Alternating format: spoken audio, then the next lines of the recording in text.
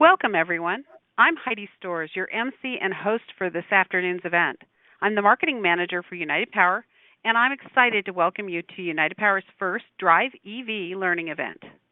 Today's event, EV 101, has been designed to help you learn more about electric vehicles. We've assembled an exciting group of industry experts for today's presentation. But before we get started, we wanted to take a few seconds to ask you, our audience, a couple of questions. So our first question would be, do you currently own an electric vehicle? Now, to answer this, you can just answer by phone by pressing 1 for yes or press 2 for no. If you're on the webinar, you can follow along on the screen. The polling box is at the bottom of the screen right below the live event.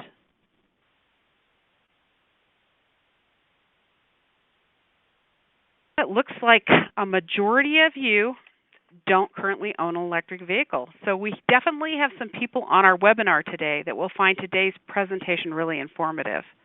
If you've been considering an electric car or you're just curious, hopefully we can help dispel some of the concerns you might have about the technology.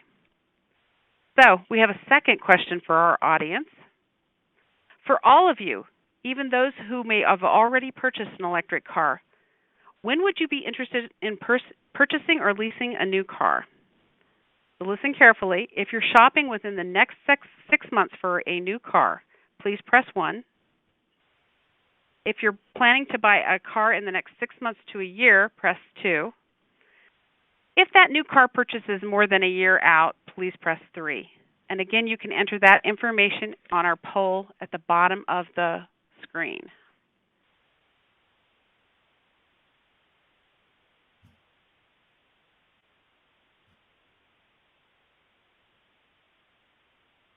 Give you just a second to submit all those answers.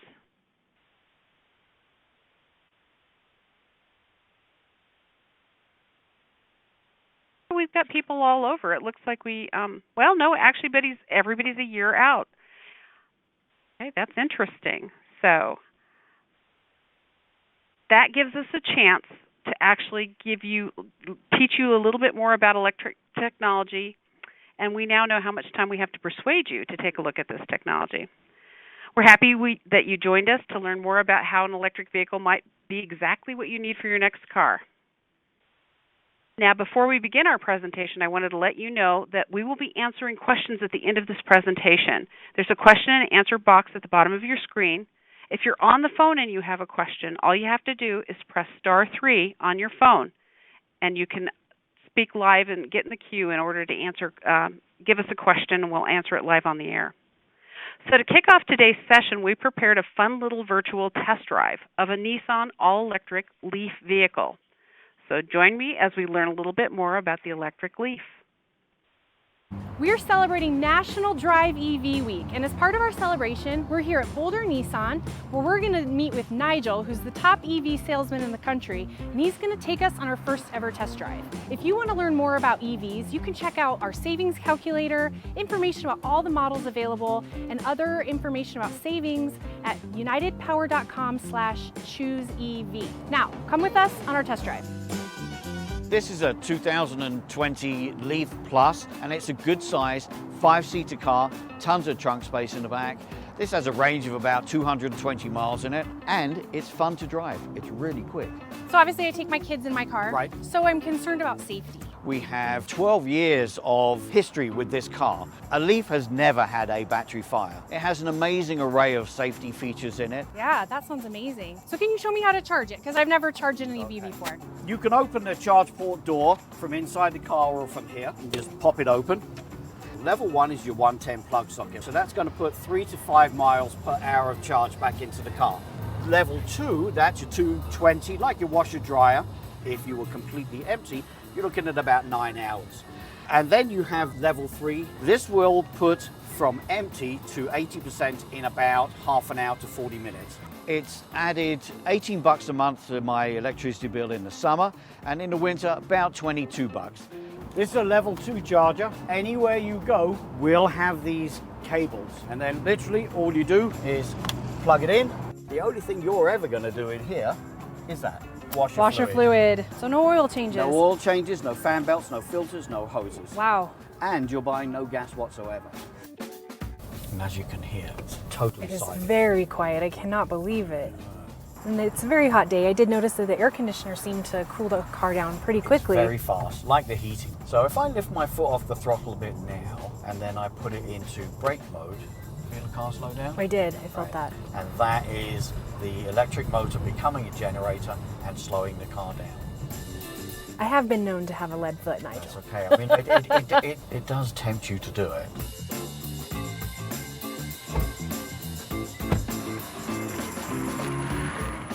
Yeah, I could see this car having a little bit of pickup on the mountains and Oh, effortless, really effortless. really effortless. And I noticed on the navigation that there were some charging stations on the map. So this is designed to update charging stations as they come online. So they'll all be on here. And I think you can really plan your trip around it now. Yeah, absolutely. It's been a very comfortable ride. Just being inside the car, I think, has really opened my eyes. I learned so much about EVs today. I hope you did too. Special thanks to Boulder Nissan and Nigel for all the information. And if you are looking to make the transition to EV, United Power is here to help you with information and to bust those EV myths. So visit our website, unitedpower.com/chooseev.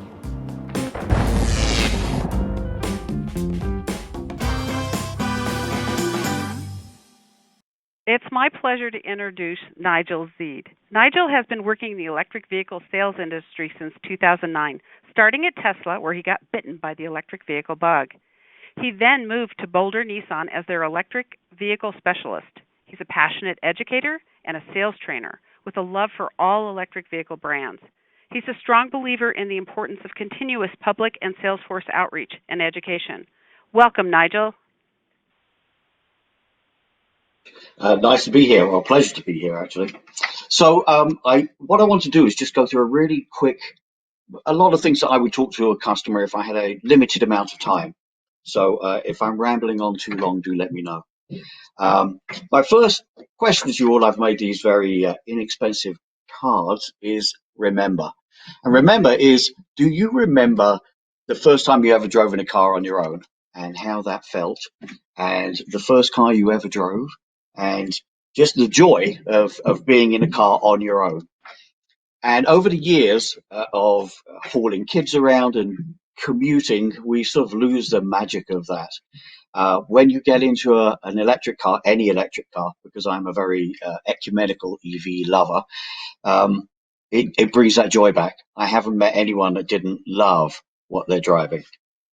So the first question to you is this. Needs and wants. Who are you? What do you do? Where do you go? So there is obviously a big difference between needs and wants. The first thing to do is, how far do you go in a day? Now, a lot of times people will say to me, well, yeah, I do a lot of journeys. I'm in the car for hours, but you may not necessarily be doing a lot of miles. You're just doing a lot of journeys, which is most of us. The average American does 39 miles a day. Electric cars won't necessarily work for everyone just yet, but pretty much every car's got at least 220 miles of range. If you were to get in your normal car and clear the trip meter and then do your longest trip and see how many miles, that's how you know whether it will work for you, whether electric cars will work for you. Or you can just Google it and just see where you go to in a day. There's actually an app, I'm trying to think of what it's called right now, Life's 360. And it shows everything. So if you go for a drive, it'll show you how fast you went, where you went, everything. And that's a good way of finding out how far you go. The second question is, can you plug in at home or work? You only need a 110 plug socket, really. That's all I use. I have a house that has very old aluminium wiring in it. So I can only use a 110 here. But I've been driving them for over 10 years. I've never run out. I've forgotten to plug it in once or twice, but you don't forget that very often. The cars now will remind you if you don't plug them in. So yes, they're not for everyone yet, and none of the manufacturers have really brought out what we need, I think, in my opinion. We have plenty of sedans, and we have a big competition between who's got more horsepower and torque, who's got quicker 0 to 60, who's got a bigger top speed, more screens. That's not what we all need. What we need is an efficient vehicle with a decent amount of range that fits our family needs. We actually need more buses, like little buses, minivans, delivery vans, passenger vans, but we don't have them yet. But things like the Leaf, well, most of them have at least 5 seats, and they're more than adequate. We don't have many all-wheel drive vehicles yet, but they're coming as well. So yes, Leafs are not for everyone. We actually would like to see how it would work out for some rural families. So if any of you are a rural family and you wanted to take a Leaf for a week and test it out, get in touch with me. So here's my next card, range. How much do you need? Yes, with the early cars, they had a range of about 75 miles, and one could have range anxiety. Although if you're always plugging in when you get to home or work or in between, you're not going to run out of power, out of some power. But range, how much do you really need? I had range anxiety at first, like everyone else, but very quickly with these new cars, I have range serenity. There is no fear with it, and there are so many charging stations around. If you want to go into the mountains, Electrify America has been putting them in, ABB's putting them in, ChargePoint, National Car Charging. So there's loads of them, and that's not really much of an argument anymore. With the charging, there's your 3 ways of charging. The first one is 110, which is your normal plug socket at home. Now that's, again, going to put about 3 to 5 miles per hour charge back into your car. It doesn't harm the battery, but it's very slow. Batteries don't have a memory to them, but they don't like to be topped off when they've still got, say, 90 or 95%. Ideally, let them get down to about 80% before you plug them back in. And staying within the 20% at the top and bottom is the ideal spot to be. They drain very slowly, so if you went away for a 4-week vacation and left the car at the airport, it's just not going to drain much power at all. So charging really, again, not an issue. I'm happy to talk with any of you at any time if you want to call me or email me. Batteries, my next one. So there's a couple of things here. There's always been this disdain for our batteries, Nissan batteries, because they were passive air cooled and not thermal management system. As I mentioned, we've never had a car fire at all, and that's not a disrespect to any of the other manufacturers who may have had 1 or 2 car fires. People seem to forget there's an average of 125 car fires a day, gasoline cars, but yet we freak out when there's 1 Tesla fire or whatever. So battery technology is down to the individual, but the main difference would be if you were to drive, say, a Tesla and a Leaf to 200 miles and then stop and charge and then do another 200 miles, stop and charge, etc. The Tesla will still charge at the same rate because the battery is keeping, the liquids are keeping the battery at a certain temperature. With the Leaf, it's a passive air system, so your first charge will be just fine. Your second one will slow down a bit, and your third one would slow down a bit. But to be honest, if we're selling you a car that you're having to fast charge 3 or 4 times a day, we sold you the wrong car. Or you need to wait for something that's got even longer range, or get something with thermal management. So the car, any car. I love them all. They all have different attributes to them. How many seats do you need? Do you want cloth? Do you want leather? Do you want 3 ways of charging them? Do you need a lot of trunk space? There are a number of points there, but there just aren't the choices. Again, the choices are just not out there yet. The manufacturers need to sort of step up on that, really, which is that they are all competing with one another to make the same type of vehicle, which is like a sportback sedan, and that's not what all of us need. We need a bit more ground clearance. We need all-wheel drive. The perfect vehicle would be an all-wheel drive minivan because it's got decent amount of seats, easy access into the third row, tons of storage behind it, and it does everything. I'm just going to grab this one up here. So there's a couple of things to talk about with cars, like myths is one of them. And the thing with myths, the main one for people is that the batteries don't last.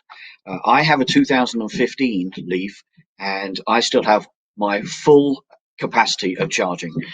So there's not really the problems that people used to have in, say, the 11 and 12s of the Leaf, for instance, which had a completely different battery technology. So one of the myths is that, well, you're going to have to buy a new battery. By the time they all have 8-year, 100,000-mile warranties on them. So by the time you're going to need to buy a new battery, they're going to be smaller, lighter, cheaper. And so that's not really an issue. That's a bit like saying, well, what if my car transmission fails in 5 or 6 years' time? Well, it's the same sort of thing. Things do wear down, but there's a lot less to wear down in an electric car than there is in a gasoline car. One of the other things is about range in the cold weather. And yes, certainly it does affect the car. If it's super cold, then the main problem is that you could lose 10, 12% of your range. But with batteries that are so huge now, that really, again, is not really an issue. Even if you were taking one into the mountains, your first stop for a fast charge would be, what's the name of that place? Frisco. That's it. There's a very cool Electrify America charging station at Frisco. Now, here's one of the things. Dealerships.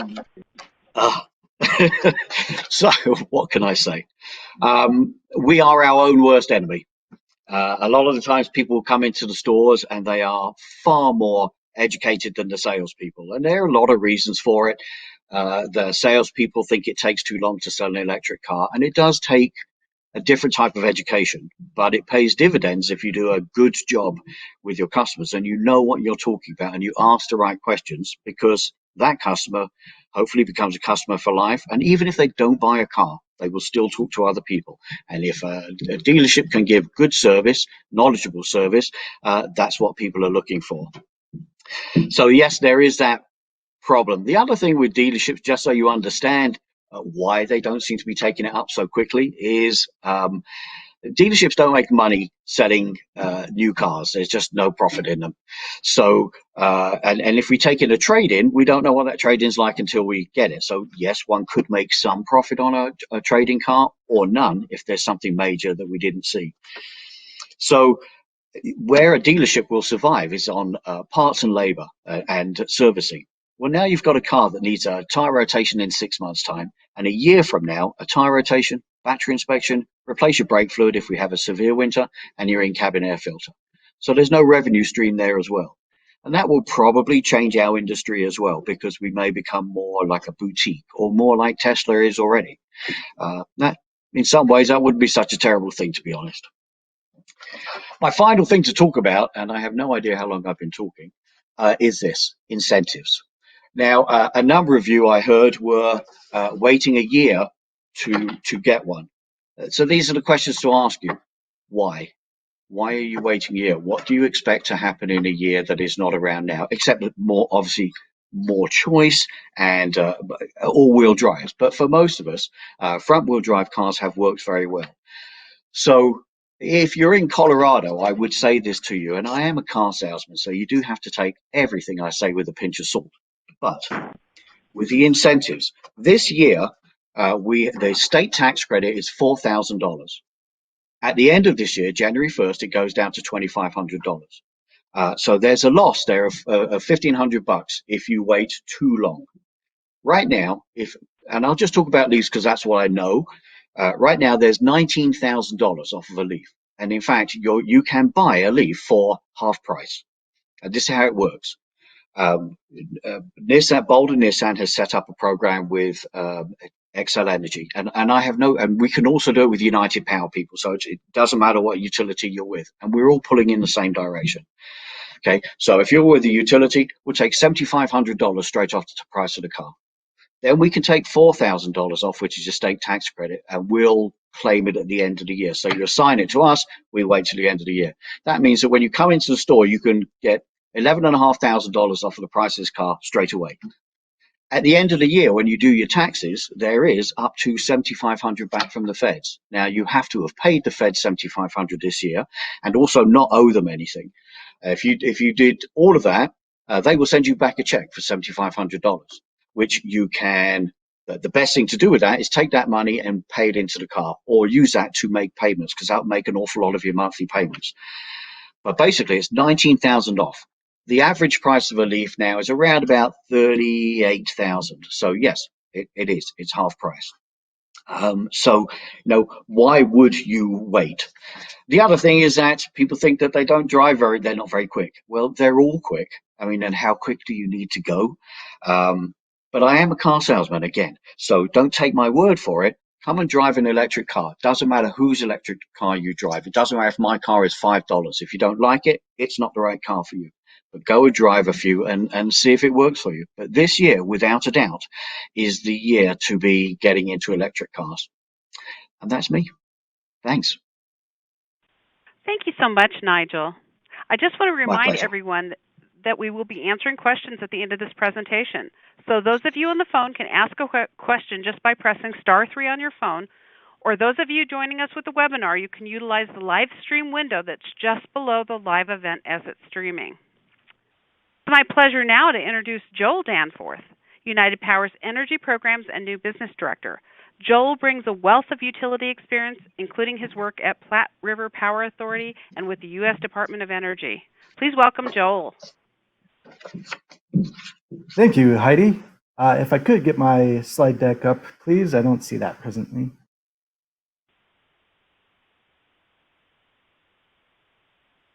Thank you very much. So for this portion of the presentation, we will be covering some frequently asked questions that we receive at United Power regarding electric vehicles. Next slide, please.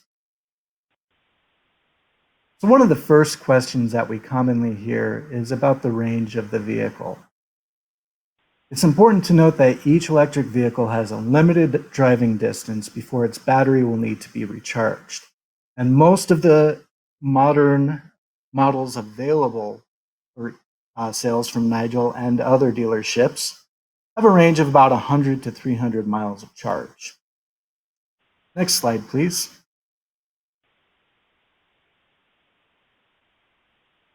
To answer the question of range, let's do a little thought experiment. So on the slide here, you can see a map of our region with a star right at the center of United Power service territory in Fort Lupton. If we assume that you have a certain driving distance from that star, we can depict that on the map here. Next slide, please. So if you begin your commute from Fort Lupton on the red star in the map, and you have a total driving range of 100 miles, that will take you anywhere within the red circle depicted on the map here. So that means you can drive to Greeley and back, Loveland and back, Boulder and back, Denver or Lakewood and back, or down to Centennial and back on one single 100-mile round trip. Next slide. If instead you had a vehicle with 200 miles of range on its battery, that is depicted on the orange circle on the map here. You can see that with a 200-mile range, you could make it from Fort Lupton to Cheyenne and back, or from Fort Lupton to Brush or Lyman out east and back, and as far south as Colorado Springs and back on one single charge. 200 miles of range will also take you well up into the mountains, but it's important to note that driving uphill does affect the total range of the battery, so you'll want to monitor that closely if you're heading up in the hills to go skiing. Another factor that can affect your total driving range is if you're using the heater or air conditioning in the vehicle. So it's important to closely monitor the range available on your instrument cluster while you're driving. Next slide, please. If instead you had a 300-mile driving range in your EV, that's depicted by the yellow circle on this map.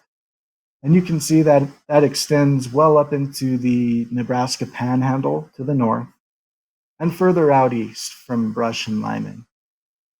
If you're going south, you can travel as far as Pueblo and back to Fort Lupton with a 300-mile range. And that will get you comfortably up into the mountains as well. Next slide, please. While you're out and about, if you're in a pinch and you need to top off your battery, this map indicates all of the fast chargers presently available in our region that should top off a battery in an hour or less. This information is important as you're planning a commute, especially a longer distance of over 100 miles. One fast charger in particular that I'd like to call your attention to is to the northwest of the cluster of chargers around the Denver metro area. Next slide, please. That fast charger is United Power's Coal Creek fast charger located at our Coal Creek office, which is at 5 Gross Dam Road in Golden, just off of Highway 72. The fee for charging at this charging station is presently 25 cents per kilowatt hour, and that is our introductory pricing that will be extended through the end of 2020. We are also exploring adding other chargers within United Power service territory. Next slide, please. So the next question we commonly get is, how much does it cost to charge my EV? Well, United Power has a resource available for you to explore questions such as this. At the top of this slide, you'll see a link, unitedpower.com/choose-EV. And on this website, we have a savings calculator available for you to use. You simply enter the number of miles that you travel in a typical day at the top in the box, depicted by the number 10 here. And the calculator will automatically calculate what your approximate monthly bill would be given that daily driving distance. And as an added feature, it will compare this to the cost of gasoline for driving a similar distance in a month. Next slide, please. Now, one of the common questions that we get at United Power is regarding the demand charge. At the end of the day, United Power and every utility really operates to balance supply and demand of electricity on the grid. That means when demand is high and supply of electricity is limited, the price is higher.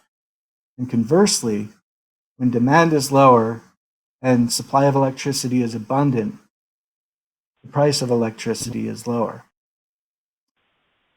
You can use the calculator on our website to calculate what your demand charges might be for driving an electric vehicle. Using this box of demand charges here, the rates available for residential customers is depicted vertically on the left, and the types of chargers is horizontally in the red bar across the top. Simply select your rate from the left and your corresponding vehicle charger level from the top, and highlight that box. Here it's showing the R1 residential rate and a typical level 2 7.2 kilowatt charger. And that shows that the demand charge for the month for charging the electric vehicle would be about $10.80 per month. I'd like to share that this demand charge calculator is a first in the United States. We worked closely with choose-EV, the vendor of the website, to put this calculator together to better inform our customers. If you do have any questions about your electricity rate, the phone number to reach us to ask these questions is available at the bottom of this slide. Next slide, please. The next question we commonly get is, what are our sources of power at United Power? Most of you already know that United Power receives its energy from Tri-State Generation and Transmission, who provides us wholesale electricity.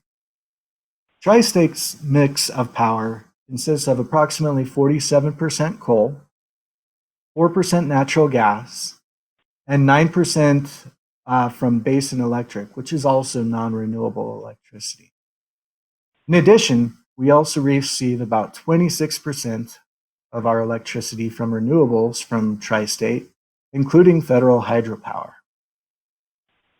And United Power produces about 5% of our electricity from local renewables. If you are interested in the emissions associated with EV charging, I would encourage you to visit the Alternative Fuel Data Center, available from the National Renewable Energy Laboratory. And a link for that is provided at the bottom of this slide. Next slide, please. The next question we commonly get is United Power offering any EV programs for our members? United Power is presently planning for a smart charging program to offer our members. Once information on this proposal is available, we will post it on our Choose EV website as well. Again, that address is unitedpower.com/choose EV. Next slide, please.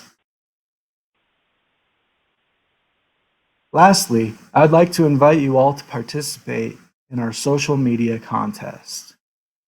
Participate in our social media contest. Simply take a picture of yourself with an EV or an EV charger and post it on United Power's social media pages with the hashtag UnitedWeDriveEV. A list of United Power social media links is provided on this slide. It includes Facebook, Twitter, and Instagram. Prizes for our contestants will be announced on October 5th through social media. Next slide, please. So that's all we've got for you today for our presentation portion. I'd like to issue a special thanks to Nigel Zeed for being our guest presenter for our first ever National Drive Electric Week virtual event.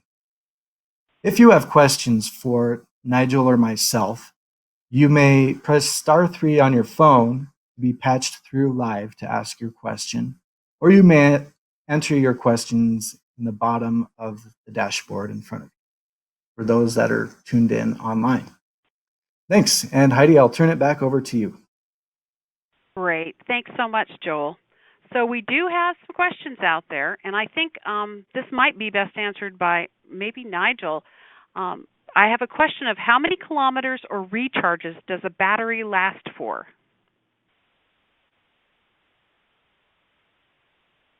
Well, it's a little bit like how long's a piece of string, because depending on how you treat your battery, which is basically how you treat your gasoline car as well, will affect its range. But they manage themselves very well. So I mean, they all have 80, 100,000 mile warranties on them. So it's really not a worry at all. You just need to make sure that you're buying a car that's got enough range for you to do everything that you want to do, well, within reason. One of the things that people do say is, well, what if I want to do a road trip? Which is a great question. And the answer to that is, well, how often do you do that? If you do that once or twice a year for 2 or 3 weeks, then rent something that does 12 miles to the gallon, give it back at the end and say, well, thank goodness that isn't my car. But that will take care of any very long ranges. Like I say, my battery is a 2015 and I still have full capacity in my battery. Well, I also have a question that says, will the car battery eventually brick itself like a phone battery does? They don't really brick themselves. Phone batteries, we leave our phones plugged in the whole time, right? You get home, how many of you turn your phone off at night? Right? No one. Everyone leaves it on. Everyone leaves it plugged in, and that's not going to help batteries. But with your Leaf, you're just not doing that. You know, yes, you might plug it in at night, but then you unplug it, go to work, and it's sitting around during the day. And so they don't really have that problem. NiCad batteries had that problem. Lithium-ion batteries don't really have that. Okay.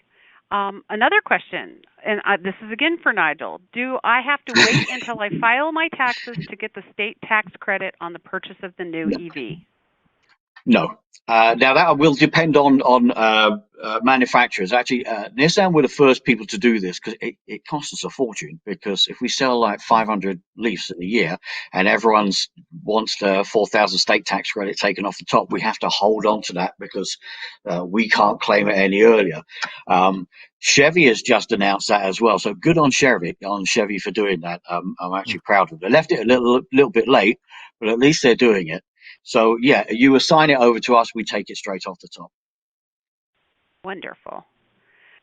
So, and this is for whoever wants to answer it. Can I plug my electric vehicle into any outlet? Yeah, Yeah, pretty much. 110. 220 needs to be what's called if you've either got a charging station or then you just plug that into the wall and then plug it into the car.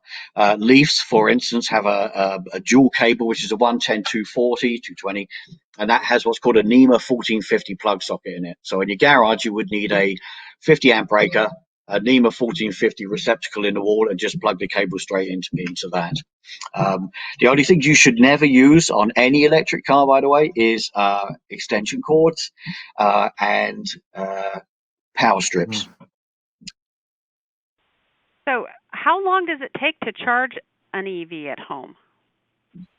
Okay, again, it depends on the size of your battery, how empty you are. For instance, with a Leaf, a 62 kilowatt battery, if you were completely empty and then used a 110 battery, it'd be 52 hours, and that would not be a fun experience. But you're very rarely draining your battery down. If you were finding that you were doing that every single day and you were almost emptying your battery, then you need a level 2 at home, and a level 2 will do it in about 9 to 10 hours. And then the level 3s that are out there everywhere is half an hour, 45 minutes. Great. I This think is an a good important question. clarification was for the typical daily commute of about 35 miles. A level 2 charger will add that type of range in 4 hours or less. So if you have a daily commute of 35, 50 miles, plug it in at home each night and you're ready to go the following morning for your next daily commute. Yep. This is a good question, and I've never even heard the answer. So, does fast charging ruin my battery? If you were to do it 2, 3 times a day, yes, it is not going to do your battery any favors whatsoever. But again, if you're having to do fast charges 2 or 3 times a day, you are in the wrong car, and it's not suitable for what you need it for. They can handle it, but if you were doing it every day, you will shorten the life of that battery. Okay.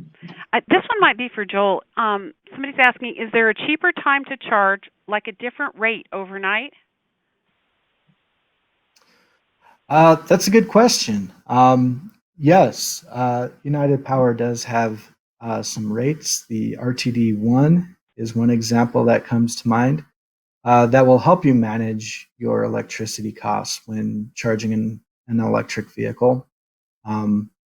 It's no secret that electricity is generally less expensive during the nighttime hours. And that's part of the EV program that we are contemplating for United Power is how can we help people manage the costs of charging an electric vehicle by smart charging, basically, by encouraging them to charge up when electricity is cheap and discouraging them from charging during the on-peak periods when electricity is more expensive. And I do have. it looks. Oh, go ahead.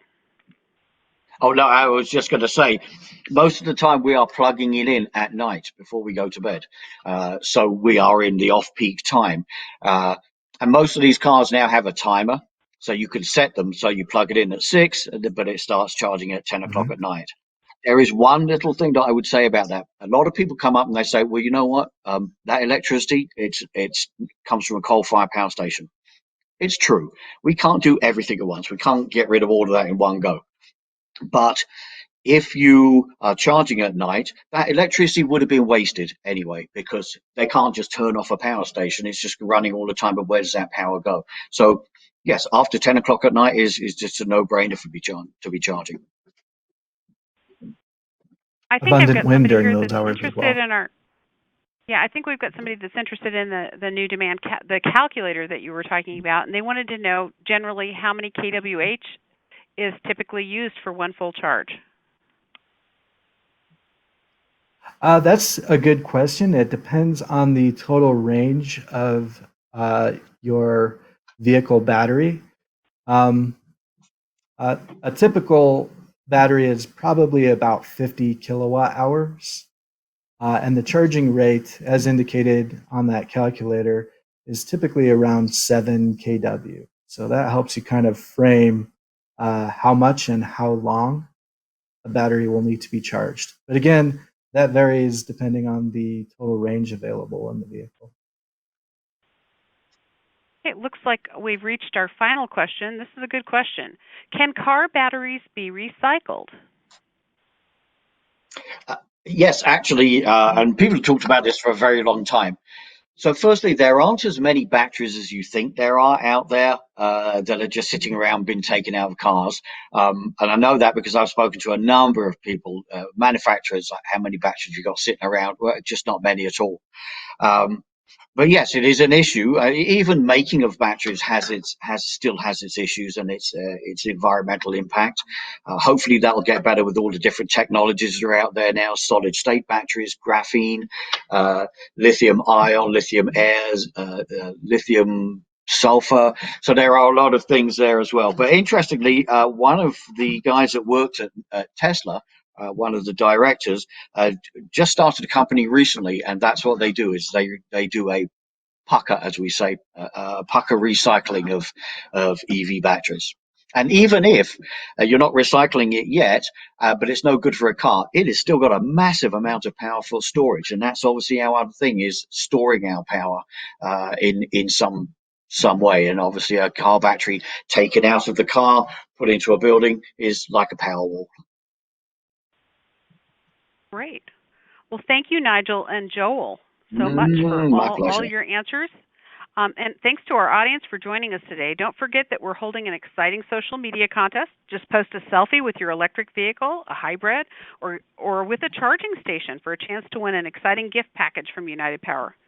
Use hashtag UnitedPowerWeDriveEV for a chance to win one of these amazing packages. You can find United Power on Facebook, Twitter, and Instagram. Again, tag those photos with hashtag UnitedWeDriveEV. Those winners will be announced on October 5th, so you've got this week to get that done. Thanks again for joining us today, and if you have additional questions, don't hesitate to call United Power at 303-637-1300, or you can use the question and comment form on our website event page, and we'll have a specialist get back to you. Thanks again for joining us today.